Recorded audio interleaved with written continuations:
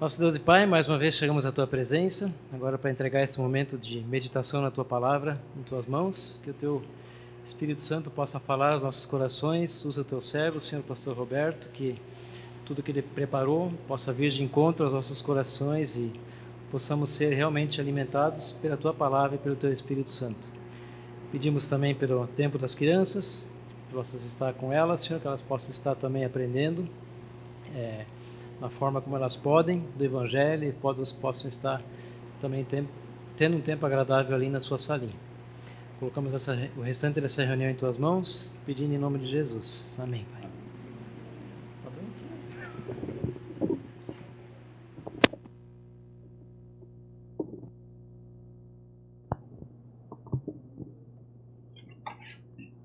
Boa noite.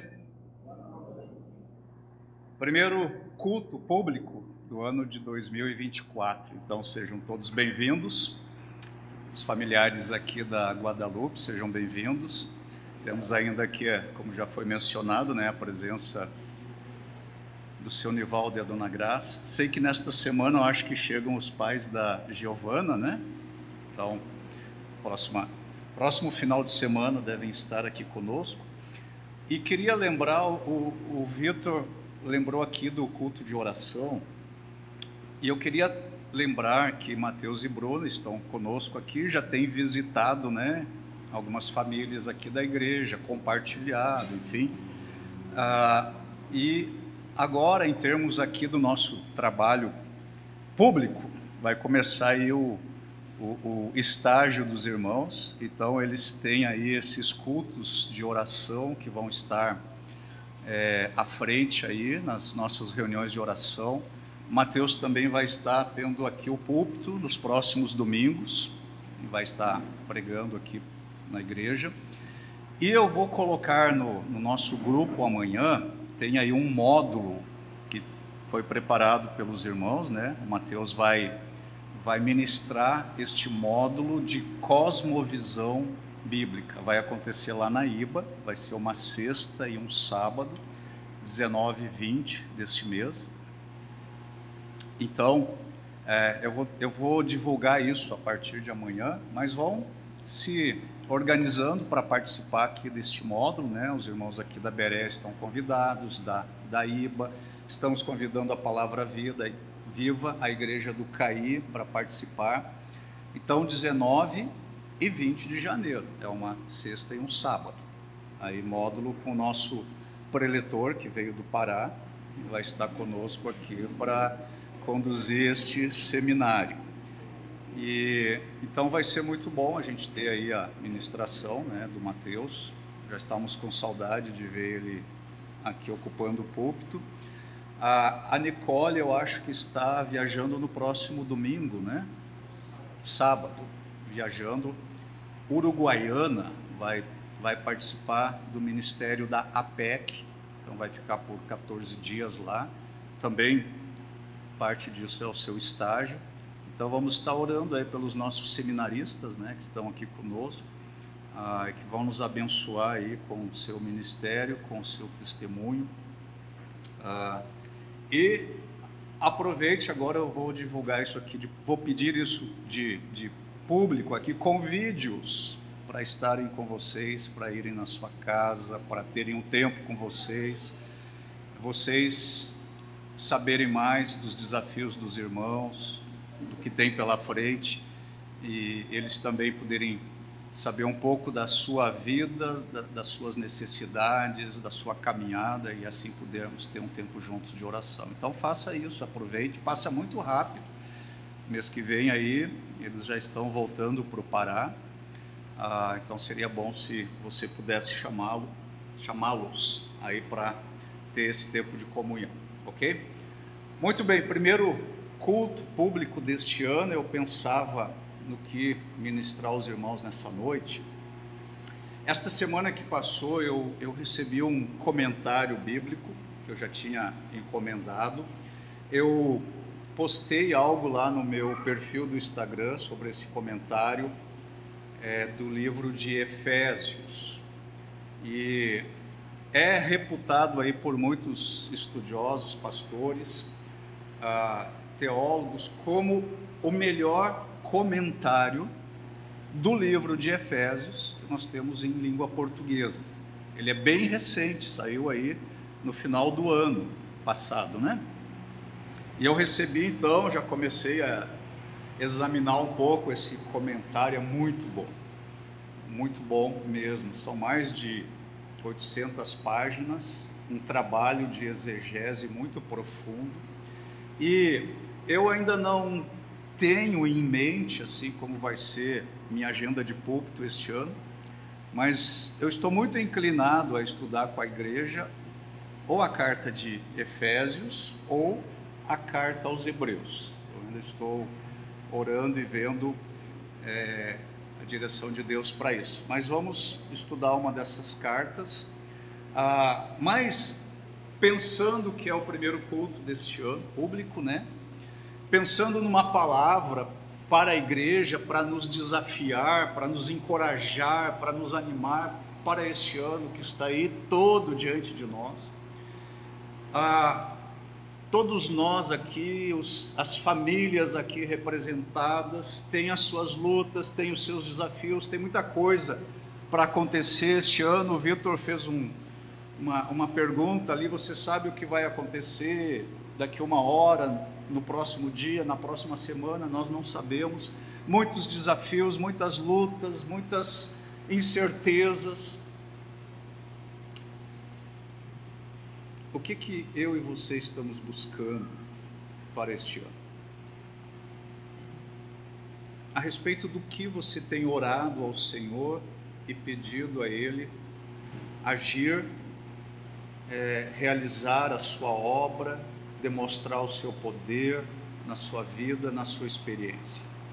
Então, pensando nisso e pensando no comentário de Efésios, eu queria pedir a você que abrisse a sua Bíblia em Efésios, capítulo 5. Efésios, capítulo 5. Nós vamos ler os versículos de 1 a 21. Carta de Paulo aos Efésios, capítulo 5. E vamos fazer a leitura, então, desses 21 primeiros versículos aqui deste capítulo. Eu passo a ler. Sede, pois, imitadores de Deus, como filhos amados, e andai em amor, como também Cristo nos amou e se entregou a si mesmo por nós, como oferta e sacrifício a Deus em aroma suave. Mas a impudicícia e toda sorte de impurezas ou cobiças nem sequer se nomeie entre vós, como convém a santos, nem conversação torpe, nem palavras vãs ou chocarrices, coisas essas inconvenientes. Antes, pelo contrário, ações de graças.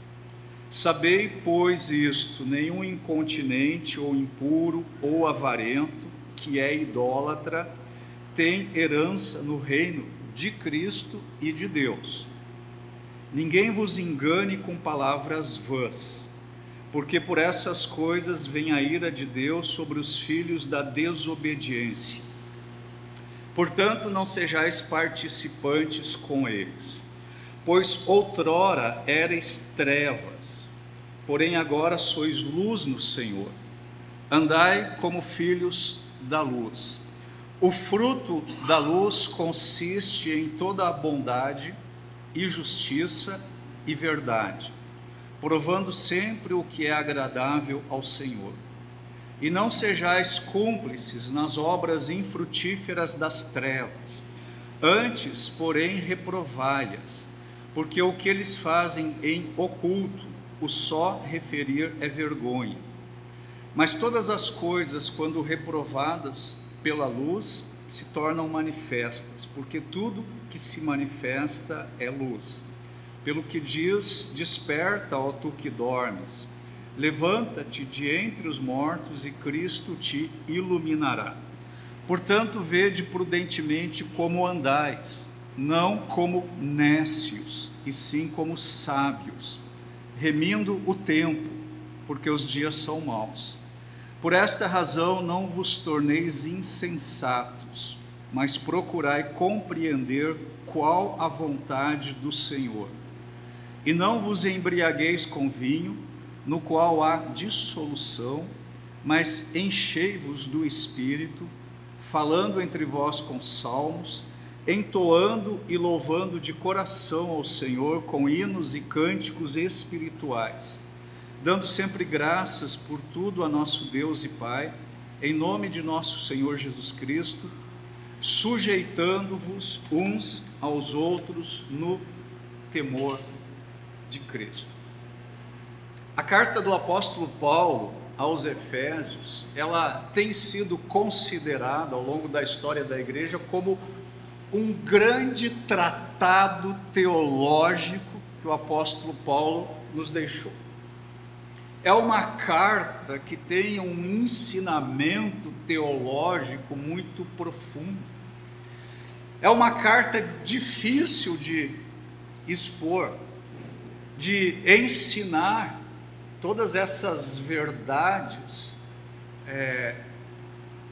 aí cristãs que estão ali desenvolvidas pelo apóstolo Paulo nesta carta. É uma carta que tem sido considerada por muitos como a carta magna da igreja. Esse texto que nós lemos aqui, capítulo 5, esses versículos, eles estão diretamente ligados ao capítulo anterior, especialmente aos versículos 17 a 32, aí do capítulo 4 que nós não lemos. Você pode fazer a leitura depois em casa.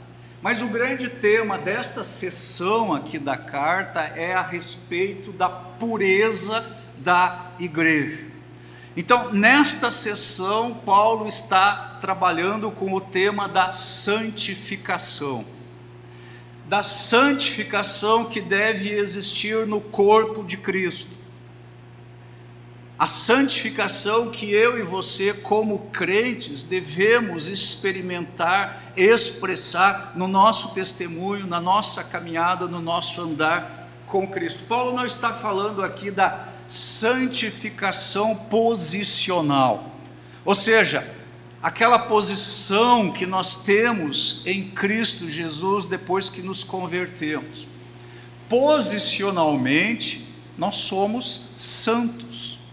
Nós fomos separados por Deus e para Deus. Mas nós precisamos expressar essa santificação posicional, essa posição de separados por Deus na nossa experiência, na nossa caminhada, no dia a dia, nos nossos atos, no nosso comportamento. E lá na igreja de Éfeso, existia aí uma necessidade de orientações apostólicas a respeito deste tema, a respeito da santificação. E então o apóstolo Paulo, ele fala sobre isso com os crentes ali da igreja, ele fala sobre isso em amor, e ele ensina então nesta sessão como os crentes devem se portar, já que agora eles são o povo de Deus. É muito interessante ver nessa parte prática, nessa sessão prática aqui da carta, todas essas orientações, instruções, exortações que o apóstolo Paulo faz. Porque se você conhece um pouco sobre a igreja de Éfeso, o apóstolo Paulo esteve 3 anos nessa igreja, ensinando nesta igreja. Timóteo, filho na fé de Paulo, pastoreou essa igreja. E qual foi o outro apóstolo que esteve na igreja de Éfeso? João, antes de ser exilado lá na ilha de Patmos, esteve na igreja. 2 apóstolos. A gente tem aí Timóteo, né, que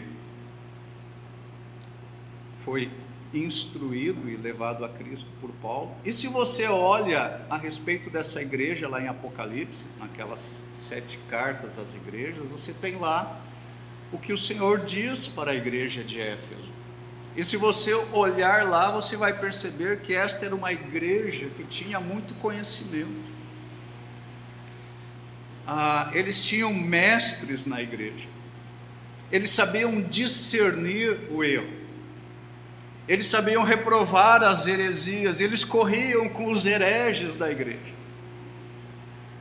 Mas Paulo diz: tenho porém contra ti, o apóstolo João diz: tenho porém contra ti que abandonaste o teu primeiro amor.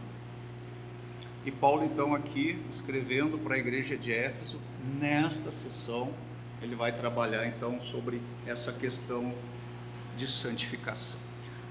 Esses padrões que Paulo vai trazer aqui, ao meu ver, nunca foram tão necessários à igreja como nos dias de hoje. E aqui nesta sessão, Paulo tem basicamente 4 instruções para dar à igreja. E essas 4 instruções correspondem aos 4 pontos do meu sermão nesta noite. Paulo vai dizer aos crentes lá de Éfeso que eles devem, por primeiro, serem imitadores de Deus. Por segundo, vai dizer a eles que eles devem viver na luz. Por terceiro, vai dizer a eles que eles devem andar em sabedoria e sobriedade. E por fim vai dizer a eles que eles devem ser cheios do Espírito Santo. Tudo isso nesta sessão doutrinária acerca da santificação. E Paulo quer mostrar aos crentes, especialmente nesta sessão da carta, que nós podemos não apenas crer de maneira saudável, mas ele vai dizer também que nós podemos viver uma espiritualidade saudável. Então, esta sessão aqui da carta nos ensina como viver uma fé sadia, com um compromisso sério de levar a Deus a sério. Quando nós olhamos para o mundo ao nosso redor, para a sociedade que nos cerca, nós vivemos numa sociedade permissiva. Nós vivemos num mundo que está agarrado ao pecado. Um mundo que enfatiza, que preconiza o prazer.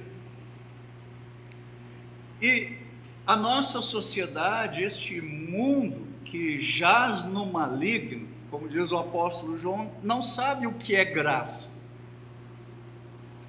Não sabe o que é viver na graça. Nesses dias, talvez mais do que em outros tempos, porque nós estamos nos aproximando da volta do Senhor, são dias difíceis, muito difíceis. Nesses dias a maldade tem imperado. E Paulo está exortando a igreja de Éfeso e, por conseguinte, a toda a igreja de Cristo e, por conseguinte, a nossa igreja, a igreja Bereia, está exortando a igreja a que tenha uma atitude diferenciada. Nós temos que marcar a diferença.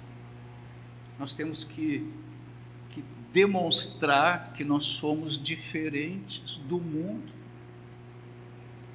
A igreja não deve agir como o mundo age. A igreja deve seguir o exemplo do seu Senhor.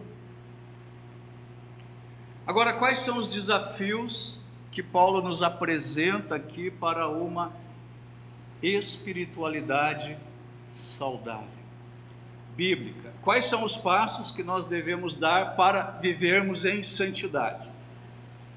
É por aí que Paulo começa a sua exortação à igreja. Veja novamente aí os versículos 1 e 2.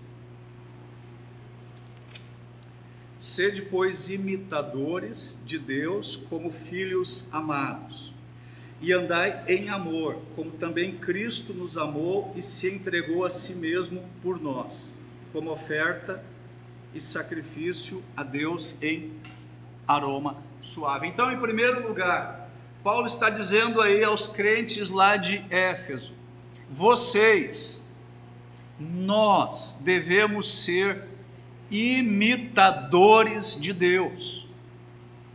Está escrito isso aí na sua Bíblia? Imitadores de Deus. Agora, isso aqui é um ponto meio delicado. Como é que eu posso imitar a Deus? Paulo diz aí no versículo que nós devemos imitar o Senhor como filhos amados. Como filhos amados. Quem de nós aqui não conhece aquela frase famosa, célebre, que diz o seguinte: tal pai, tal filho. Tal pai, tal filho.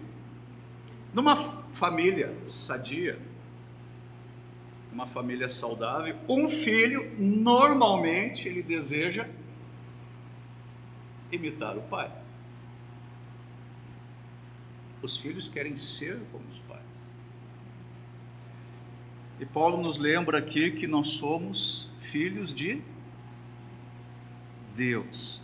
E que nós devemos mostrar nas nossas vidas as características do nosso Pai Celestial.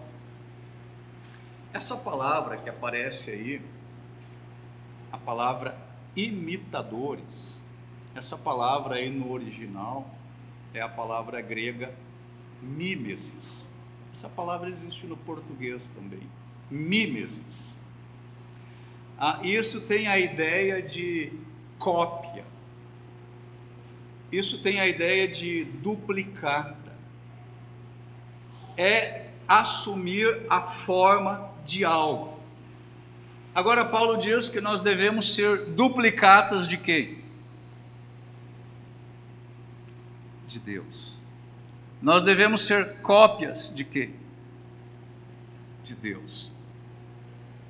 Agora, nos dias de hoje, muitos crentes imitam o quê? Imitam o mundo. Se parecem com o mundo. Copiam o mundo. Parecem uma duplicata do mundo. Mas Paulo diz que nós devemos imitar a Deus. Agora, em que eu devo imitar o Senhor?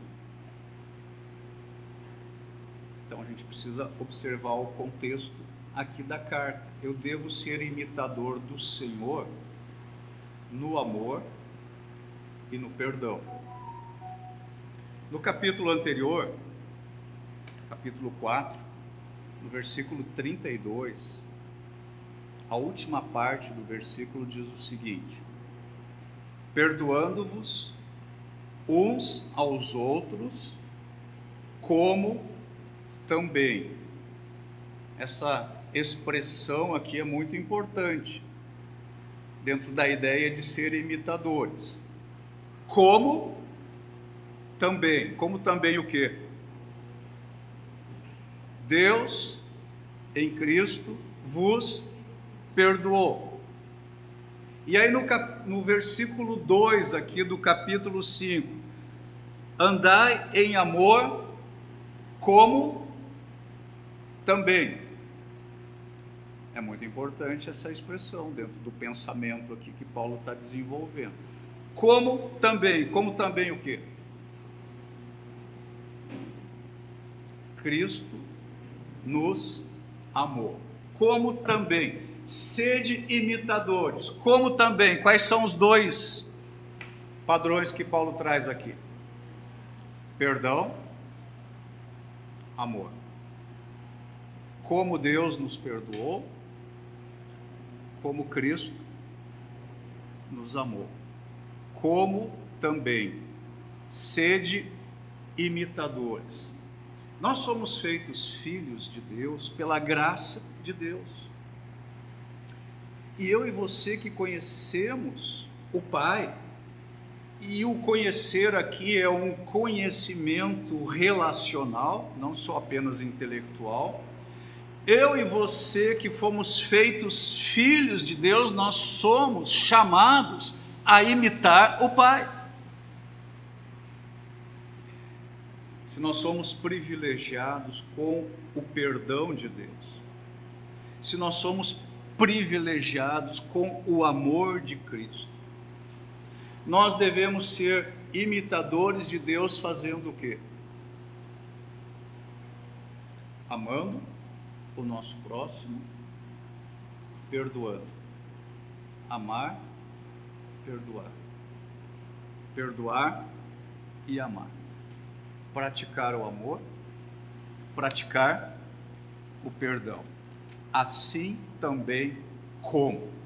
Sede imitadores. Agora, por que Paulo está dizendo isso?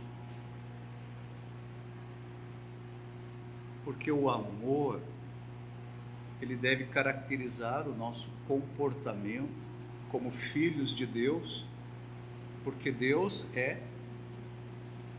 amor. Agora, em um mundo que é carente de amor, a igreja, como representante de Deus, ela deve oferecer amor. Um amor que está tão em falta aí nos nossos dias. E o texto diz ainda: andai em amor. Andai. É um verbo aqui que transmite a ideia de ser esse o seu estilo de vida. Andai, vivei em amor. Ou seja, nós devemos ser cópias de Deus, amando e perdoando. Nós somos chamados aí a imitar Deus em amor, um amor que tem que se refletir nas nossas ações de vida, no nosso comportamento, um amor que reflete o grande amor com o qual Deus nos amou em Cristo. Nós somos chamados a imitar Deus na sua bondade, na sua fidelidade, na sua misericórdia, na sua clemência, na sua paciência e no seu perdoar. Então, esse primeiro ponto que Paulo está desenvolvendo aqui é no sentido de mostrar aos crentes lá da igreja de Éfeso que eles deveriam agir, que eles deveriam viver de modo a demonstrar as características do nosso Pai Celestial no seu testemunho. Você está lembrado de Eliseu, lá do Antigo Testamento? Eliseu era o ajudante ali do profeta Elias, era o seu secretário, era o seu amigo bem fiel. E quando Elias chegou na casa daquela mulher sunamita, o que aquela mulher viu em Eliseu?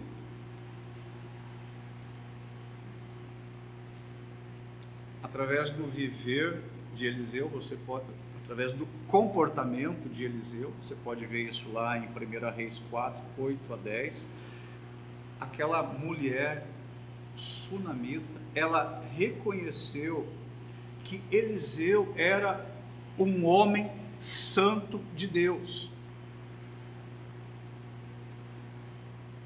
Pergunta: o que as pessoas estão a dizer de nós? De mim, de você? Quem é que nós estamos a imitar? O versículo 2 diz que nós devemos andar como Cristo. Novamente, andar como Cristo é andar em amor. Agora, para muitas pessoas, o amor é apenas um sentimento. Mas aqui neste verso, a Bíblia nos deixa claro que o amor é uma entrega.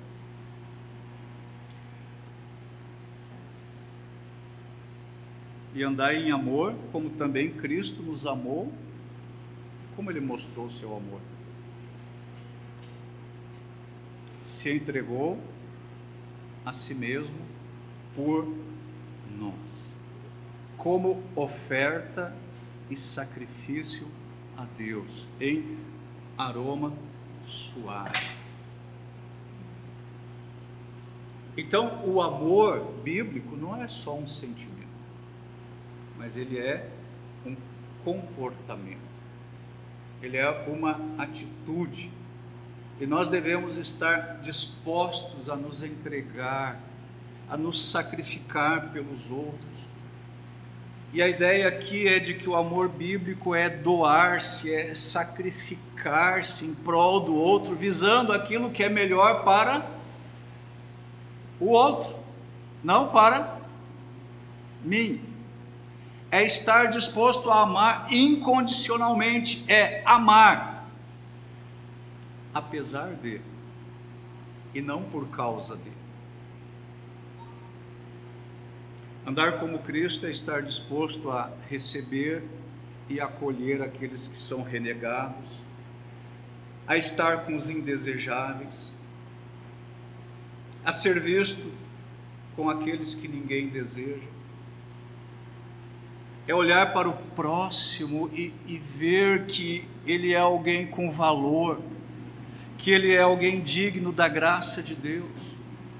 Então, outra pergunta para nós temos andado como Cristo? Temos amado como Ele nos amou? Note também, no próprio exemplo de Cristo, que amar como Ele amou é estar disposto a conceder uma nova oportunidade. Você está lembrado da experiência de Pedro? Quantas vezes Pedro negou Jesus?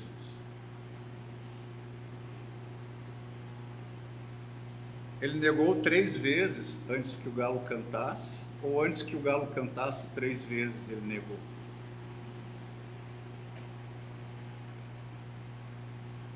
Ele negou 3 vezes o Senhor, e aí o galo cantou. Agora, o Senhor Jesus Cristo perdoou Pedro. O que mais ele fez? Restaurou Pedro. O que mais ele fez? Ele confiou em Pedro. Pedro foi perdoado, Pedro foi restaurado, e o Senhor mostrou que ainda confiava nele. Está lá no final do Evangelho de João, capítulo 21. E é assim que nós devemos amar e andar. Então esse é o primeiro ponto que Paulo trabalha aqui: sermos imitadores de Deus no perdoar e no amar, assim como também Deus. Em segundo lugar, no caminho da santidade, Paulo diz ainda: a igreja deve viver na luz. Agora eu não vou ler toda a passagem de novo. Esse segundo ponto aí aparece nos versículos 3 a 14, que nós já fizemos a leitura no início. E Paulo começa mencionando aqui os pecados sexuais, e aí ele fala sobre conversas torpes. O que é uma conversa torpe? Podre, que não cheira bem, que não edifica. E Paulo diz que nós devemos fugir desta realidade. E quanta confusão acontece no nosso meio. Quantas palavras torpes. Quanta chocarrice. Você sabe o que é chocarrice? São aquelas piadas sujas, grosseiras, zombeteiras, debochadas, atrevidas. Quantas coisas inconvenientes transitam dentro da igreja de Cristo. Agora, Paulo está escrevendo isso para a igreja de Éfeso. Eles precisavam desta exortação. Você acha que a igreja de hoje não precisa? Paulo diz que nós devemos evitar essas coisas. Ele diz que o nosso agir e que o nosso falar devem edificar. Eles precisam construir e não destruir. E é bem simples o raciocínio de Paulo. Ele diz que antes nós éramos o quê? Trevas. Nós expressávamos nas nossas atitudes, nas nossas palavras, o caráter de vida de uma pessoa não convertida, que estava na escuridão. Era assim que eu e você estávamos antes de vir a Cristo, nas trevas, na escuridão. Nós éramos comandados pelo poder das trevas. Nós caminhávamos nas trevas e para as trevas eternas. E o pecador, mesmo sem saber, e para a sua própria tragédia, ele ama as trevas, ele gosta da escuridão. Mas eu e você que conhecemos a Cristo, que confiamos em Cristo, nós somos descritos aí como alguém que está na luz. Versículo 8. Pois outrora éreis trevas, porém agora são o quê? Sois luz no Senhor. E então o que nós devemos fazer? Andar na luz. Ou seja, nós estamos na luz, nós somos luz, nós não estamos nas trevas, e as trevas não prevalecem contra a luz. A salvação que nós temos em Cristo Jesus nos libertou do reino das trevas e nos transportou para o reino de Deus, o reino da luz, para a gloriosa luz de Deus. Então o crente, isso é para mim e é para você que é crente, o crente não pode viver como vivia no passado, como vivia antes de vir para a luz. Não pode viver mais daquela forma. As mudanças precisam ser visíveis na nossa vida, porque agora Cristo mora nos nossos corações, a luz de Cristo raiou em nós, dissipou as trevas que haviam em nós. Agora, uma coisa é importante: eu e você não podemos ser luz por nós mesmos. Quem é que nos ilumina? Jesus Cristo nos ilumina. Ele ilumina a mim, Ele ilumina a você.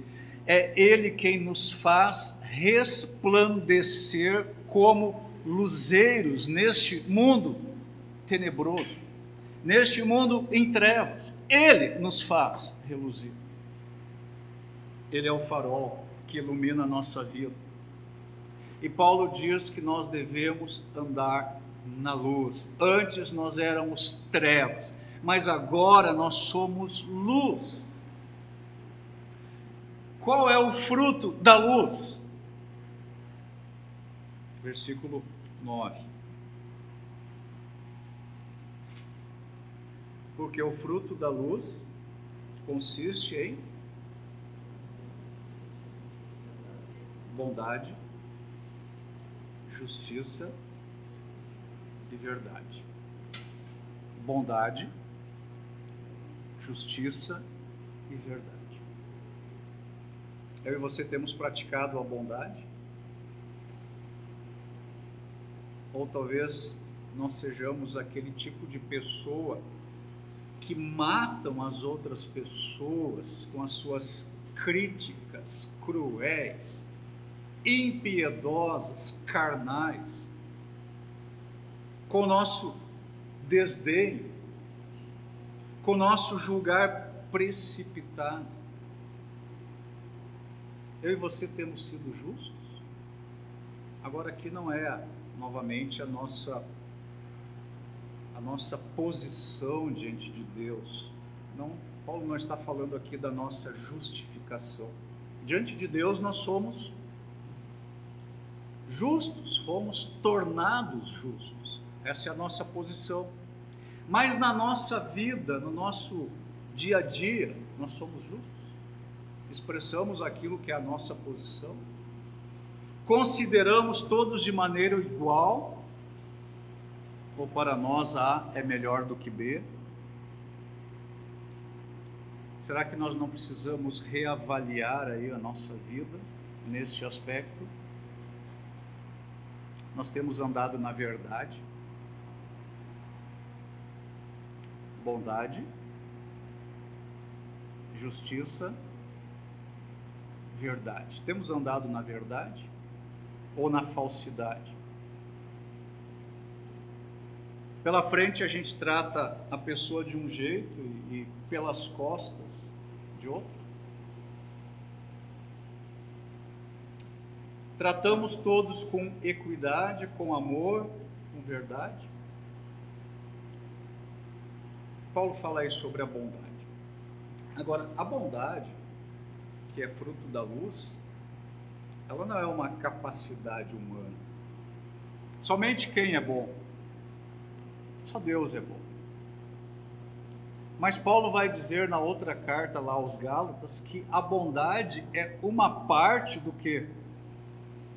Do fruto do Espírito Santo em nossas vidas. Agora, o pecado, ele separou o homem do bem, e o homem por si mesmo, ele não consegue praticar a bondade. O homem em si mesmo, ele só pode e ele só sabe fazer o que é mal. Paulo diz lá em Romanos: nenhum bem habita na minha carne. Tudo que o homem natural, aquele homem sem Cristo, que está longe de Deus, alheio à vida de Deus, tudo o que o ímpio faz, tudo, no que diz respeito à sua própria salvação, é o quê? Mal. As suas obras de justiça são consideradas por Deus como o quê? Trapos de imundícia. Todas elas levam à condenação eterna. Mas em Jesus Cristo, o crente pode praticar o bem.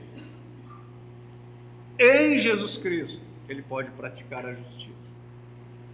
Em Jesus Cristo, ele pode andar na verdade. Ele pode andar em amor. Ele pode andar na luz. Terceiro ponto, terceira exortação de Paulo aqui nessa sessão. Em oposição a tudo isso, aí no caminho da santificação, Paulo diz aqui que a igreja deve andar em sabedoria e sobriedade. Sabedoria e sobriedade. Agora vejam aí os versículos 15, 16 e 17. Portanto, vede prudentemente como andais. Note que esse verbo andar, ele é muito recorrente aqui nessa sessão. Ele indica aí um padrão de vida, um estilo de vida. Portanto, vede prudentemente como andais, não como nécios, e sim como sábios, remindo o tempo, porque os dias são Agora, se eles já eram maus, aí há quase 2000 anos atrás, o que você acha dos dias hoje? Versículo 17: por esta razão não vos torneis insensatos, mas procurai compreender qual é a vontade de Deus. Ou seja, a vontade de Deus pode ser compreendida, ela pode ser entendida. E Paulo diz aqui para os irmãos lá de Éfeso: não se tornem o quê? Insensatos, tolos, nécios. Agora, quem é o insensato? O insensato é aquela pessoa que confia nas suas posses, confia na sua inteligência, confia no seu raciocínio, confia na sua habilidade. De acordo com o pregador lá em Provérbios, é aquele que se estriba no seu próprio entendimento, ele confia no seu taco. O insensato é aquela pessoa que não conta com Deus. Deus não está nos seus planos. E essa é a tolice do insensato, ou a insensatez do tolo. Ele peca porque ele não conta com Deus. E Deus é alguém que está sempre em segundo plano, se é que está em algum lugar na sua vida. E note que o insensato é uma pessoa que pode passar a vida dele na igreja, e ele pode ser uma pessoa que não conhece absolutamente nada sobre a vida com Deus. Pode passar a vida na igreja sem conhecer o que é vida com Deus. Então ele é como aquele ateu que não crê em nada, apenas no seu raciocínio. O insensato, ele não usa o seu tempo para Deus. Ele deixa o tempo passar. Sabe qual é o princípio do insensato? O princípio dele é o princípio do Zeca Pagodinho. Deixa a vida me levar. Vida leva eu. E assim a vida se passa. Agora Paulo diz que nós devemos ser sábios. Nós não devemos viver aí a esmo. Nós precisamos remir o tempo. Nós precisamos ter objetivos. Nós precisamos ter metas. A nossa vida não deve ser como aquele que está desferindo golpes no ar. Agora, as nossas vidas devem ser orientadas pelo Espírito Santo. Deus quer direcionar as nossas vidas. Deus não quer colocar um jugo pesado sobre o meu pescoço, sobre o seu pescoço. Tomai sobre vós o meu jugo, porque ele é leve. Se o meu jugo é insuportável, talvez não é o jugo que Deus colocou sobre mim. Com certeza não é, porque o jugo do Senhor é leve. Deus quer direcionar as nossas vidas. Deus não quer colocar um jugo pesado sobre nós, mas Ele deseja que nós vivamos de acordo com o Evangelho. O crente não deve viver na sua vontade carnal, mas ele deve buscar viver na vontade de Deus, remindo o tempo, porque os dias são maus. Remindo o tempo, lidando com o tempo com sabedoria. Quarta exortação de Paulo, último ponto aqui desse sermão. Paulo nos fala aí sobre vivermos cheios do Espírito Santo. Versículos 18 a 21. E não vos embriagueis com vinho, no qual há dissolução, mas enchei-vos do Espírito, falando entre vós com salmos, entoando e louvando de coração ao Senhor, com hinos e cânticos espirituais, dando sempre graças por algumas coisas. É isso? Dando sempre graças por sempre, por tudo, a nosso Deus e Pai, em nome de nosso Senhor Jesus Cristo, sujeitando-vos uns aos outros no temor de Cristo. Essa parte final aqui desta sessão, para mim, é extraordinária.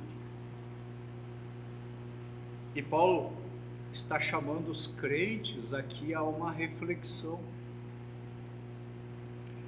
Ele pede que haja uma capacidade, que haja discernimento, que haja aí uma capacidade crítica na igreja, de avaliação, de discernimento.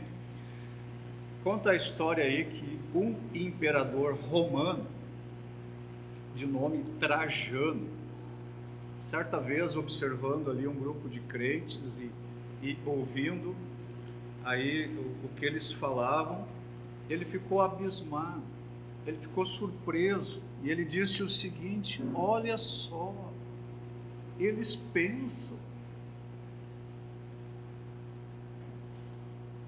O cristianismo é racional, é reflexivo, é analítico. E Paulo diz que nós precisamos avaliar como nós estamos vivendo, e depois ele diz que é fundamental que nós busquemos compreender qual seja a vontade do Senhor. Nós temos que avaliar como nós estamos andando, e então nós temos que buscar compreender qual é a vontade de Deus para as nossas vidas. Quando alguém se converte ao Senhor, ele não perdeu a capacidade de avaliar uma situação. Por isso ele afirma aí nessa sessão que nós não devemos nos embriagar com vinho. Alguém que está embriagado tem discernimento? Pode avaliar com coerência alguma coisa? Não. Paulo diz, nós não devemos nos embriagar com vinho, mas o que nós devemos buscar? Sermos cheios do Espírito Santo. Não é um batismo com o Espírito Santo. Nós já fomos batizados em Cristo quando nós nos convertemos. Mas o que o crente precisa buscar?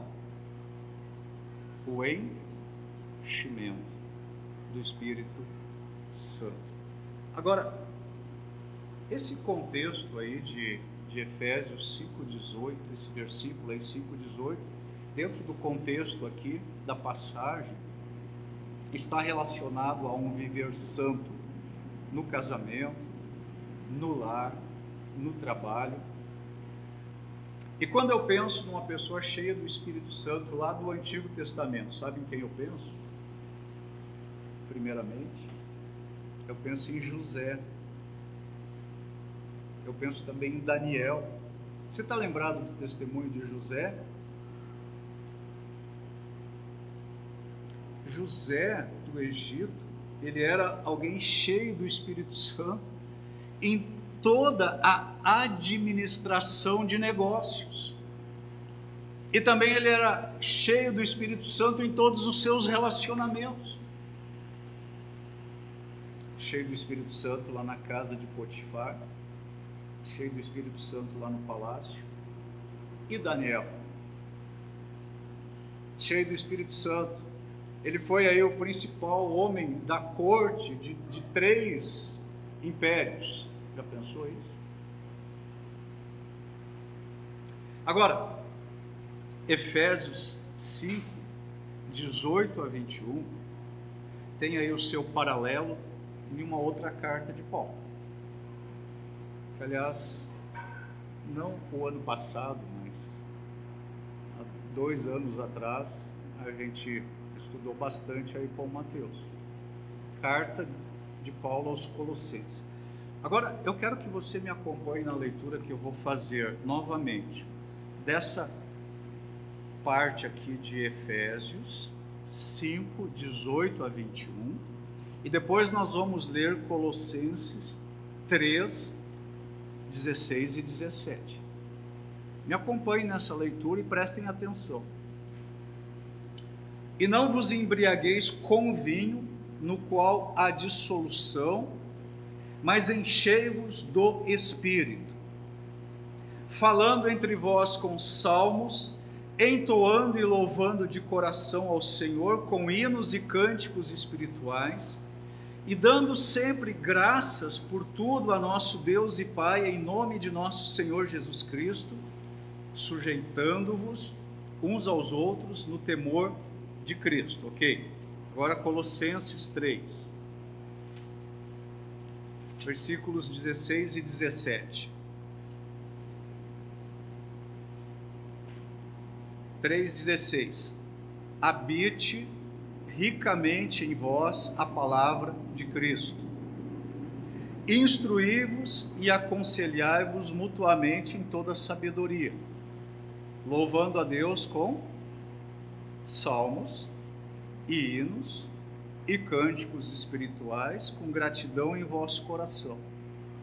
E tudo o que fizerdes, seja em palavra, seja em ação, fazei-o em nome do Senhor Jesus, dando por ele graças a Deus Pai. Você prestou atenção nessas 2 passagens?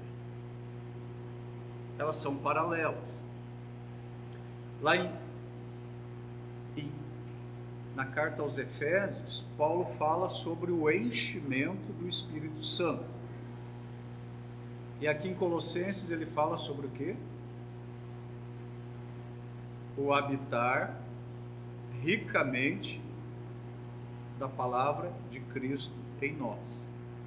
O que está comandando aqui a sentença, lá em Efésios, é enchei-vos do Espírito. O que está comandando a sentença aqui em Colossenses é o quê? Habite ricamente em vós a palavra de Cristo. Ou seja, ser cheio do Espírito Santo é o quê? É ser cheio da palavra de Cristo. É ser cheio da palavra de Deus. Agora me escute bem. Você não pode estar cheio do Espírito Santo sem estar cheio da palavra de Deus. Não pode. O resultado de você estar cheio do Espírito Santo e o resultado de você estar cheio da palavra de Deus é o mesmo.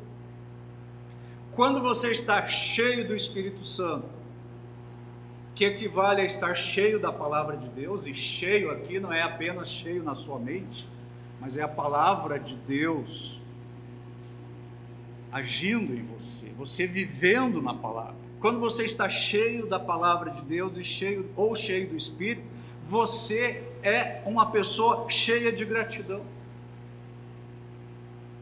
E o que vai haver na sua boca? Louvores com salmos, hinos e cânticos espirituais. E você é uma pessoa que vai estar pronta a se submeter a toda a ordem que Deus lhe der, E você vai estar pronto a se submeter a toda a autoridade que Deus colocar sobre você. Pessoas cheias do Espírito Santo podem até não ter muitos dons. Aliás, dons não representam maturidade cristã, como alguns pensam. Qual a igreja no Novo Testamento que era abençoada com todos os dons? Quase todos os dons, ou uma grande imensidade de dons. Corinto. A igreja de Corinto era uma igreja cheia de dons. Mas os crentes lá da igreja de Corinto eram extremamente carnais. Paulo disse: eu não vos pude falar como a espirituais, e sim como a carnais, porque é isso que vocês são, carnais. Pessoas cheias do Espírito Santo, elas vão manifestar no seu falar a graça de Deus. Notem que Paulo afirma lá em Efésios que pessoas cheias do Espírito Santo, elas estão adorando ao Senhor. Elas louvam e exaltam o Senhor com salmos, com hinos, com cânticos espirituais. Não está lá no texto, digo eu, não o Senhor, mas também com poesias, como nós tivemos lá na nosso culto de virada. As suas palavras são palavras agradáveis, são palavras que edificam, são palavras que restauram vidas. Pessoas cheias do Espírito Santo ou cheias da palavra de Deus são pessoas agradecidas. De vez em quando? Não. Quando? Sempre. Por certas coisas? Não. Por tudo.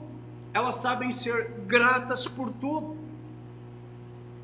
Elas reconhecem que o Senhor está ali a agir nas suas vidas, nas suas circunstâncias. E Paulo diz: elas são gratas no nome do Senhor Jesus. Será que nós manifestamos este espírito aí de gratidão no nosso viver? É isso que caracteriza a minha vida? Gratidão. Pessoas cheias do Espírito Santo são pessoas que se submetem aos outros. Agora, fazem isso não porque isso é fácil de fazer. Fazem isso porque compreendem a vontade do Senhor. Fazem isso no temor do Senhor. São pessoas que se submetem porque elas seguem o exemplo de Cristo, que serviu a todos. E foi o próprio Senhor Jesus que afirmou: aquele que deseja ser o maior, deve ser servo de todos. É um grande desafio. Quando eu penso em todas essas coisas, eu vejo que é um grande desafio. E a minha oração pela minha vida, da minha família, da nossa igreja aqui, é que nós possamos desenvolver uma espiritualidade saudável. Que nós nos santifiquemos e lutemos contra o padrão vigente neste mundo. Que nós sejamos imitadores do nosso Pai Celestial. Que nós estejamos andando como o nosso Senhor. Que nós sejamos pessoas cheias do Espírito Santo, cheias da palavra de Deus, vivendo na palavra de Deus. E que o nosso viver, dia após dia, manifeste a graça de Deus na nossa vida, no nosso testemunho, no nosso coração.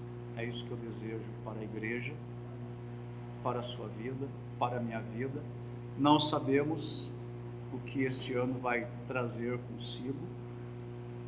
E se nós estamos em busca de alvos e metas para este ano, meu conselho é: imite o Senhor, ande como Jesus andou, busque ser cheio do Espírito Santo, vivendo na palavra de Deus.